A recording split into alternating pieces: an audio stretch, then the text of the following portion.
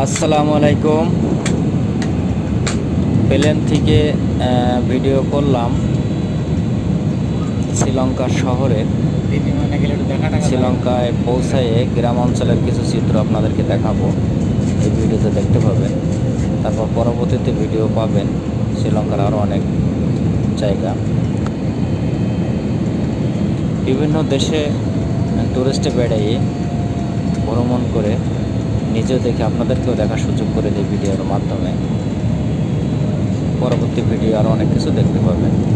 ভিডিওটি শেয়ার করে দেখার সুযোগ করে দিন।